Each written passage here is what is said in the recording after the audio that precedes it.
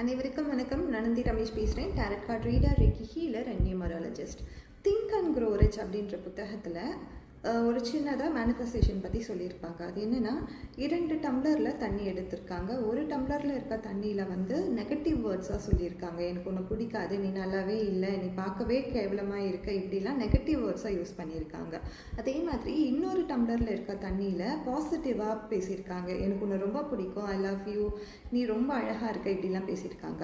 அந்த 2 டம்ளரில் இருக்க தண்ணியுமே ஃப்ரோசன் பண்ணி மைக்ரோஸ்கோப்பில் வச்சு பார்க்கும்பொழுது நெகட்டிவாக பேசின தண்ணி என்ன மாதிரி ஒரு ஸ்ட்ரக்சரில் இருந்துச்சுன்னா ரொம்ப அக்லியான ஸ்ட்ரக்சரில் இருந்திருக்கு. அதே மாதிரி அன்ஸ்ட்ரக்சரலாக இருந்திருக்கு. அதுவே பாசிட்டிவாக பேசின தண்ணியோட ஸ்ட்ரக்சர் ரொம்ப பியூட்டிஃபுல்லாக மாறி ரொம்ப டிசைனாக அழகாக ஸ்ட்ரக்சர் கொடுத்துருக்கு. ஸோ நம்ம வேர்ட்ஸ்க்குமே பவர் இருக்குது. நம்ம ஒரு மேனிஃபெஸ்டேஷனில் இருக்கும் பொழுது எப்பயுமே பாசிட்டிவாகவே ஏன் பேசுங்க அப்படி சொல்கிறோன்னா இதனால தான். இதனை